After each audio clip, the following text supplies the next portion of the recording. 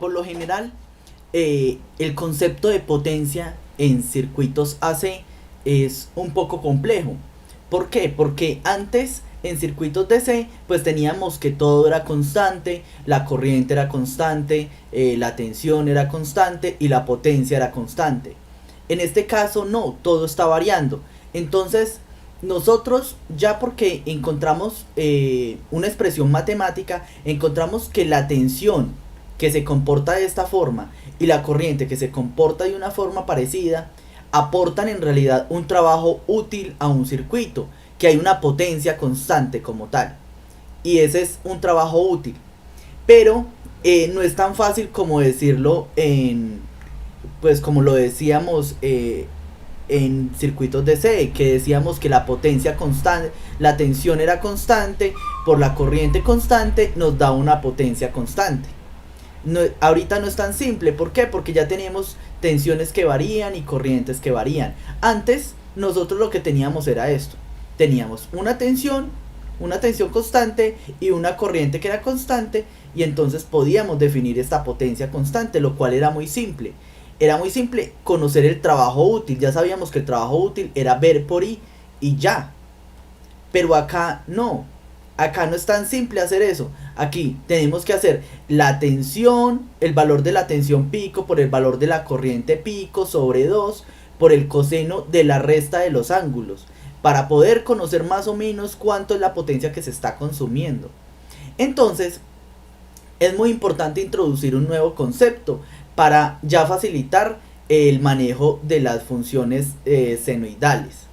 Para que no nos enredemos con eso, entonces vamos a intentar definir qué tan parecida, o vamos a intentar definir un número que nos defina qué tanto aporta o qué tanto puedo comparar yo una señal de tensión variable en el tiempo con una tensión constante.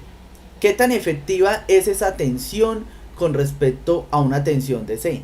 Eso es importante definir ese concepto y vamos a ver por qué. Vamos a suponer que tenemos este circuito. Tenemos ese circuito que es un circuito AC, donde esta tensión varía con el tiempo y por ende esta corriente también varía por el tiempo y está llegando una potencia a la resistencia. Y vamos a definir este circuito DC. Tenemos una tensión constante, una corriente constante y sabemos cuál va a ser la potencia que va a consumir fácilmente. Nosotros sabemos de este circuito de acá arriba, que es AC, que la potencia que esta fuente le va a entregar a esta resistencia va a ser igual a la potencia promedio.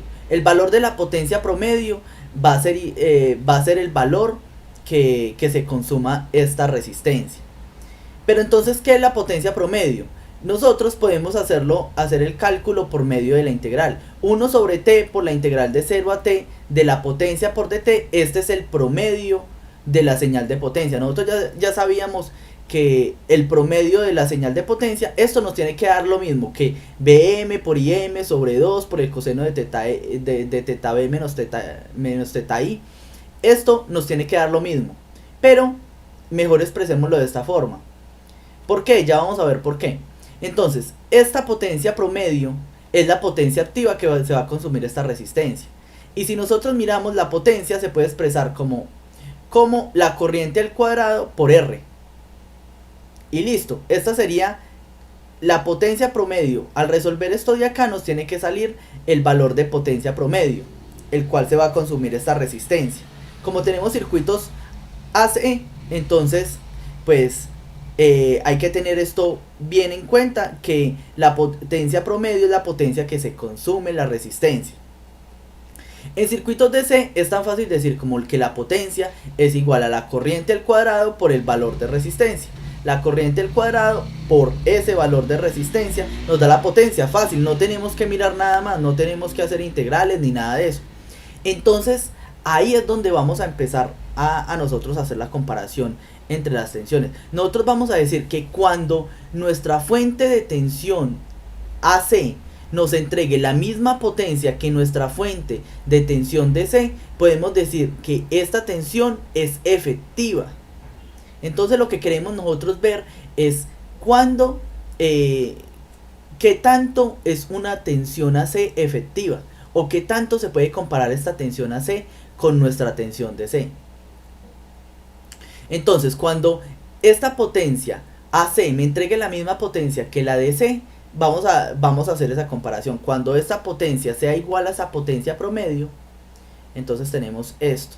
Tenemos cuando esta I al cuadrado por R sea igual a 1 sobre T por la integral de 0 a T de la corriente al cuadrado por R por dt. De acá podemos eliminar el valor de la resistencia y el valor de la resistencia. Entonces tenemos que I al cuadrado es igual a 1 sobre T por la integral de 0 a T de I al cuadrado por dt. Y si sacamos raíz cuadrada de este lado y raíz cuadrada de este lado, entonces nos queda que la corriente es igual a la raíz de 1 sobre T de 0 a T de la corriente al cuadrado por dt. Y esto que acabamos de encontrar acá, esta expresión que acabamos de encontrar, se llama valor cuadrático medio o valor medio cuadrático o root mean square, también conocido como RMS. Esta es la corriente RMS, es la definición de corriente RMS para un circuito AC. ¿Eso qué significa? Es qué tan efectiva es la corriente y qué tan efectiva es la tensión.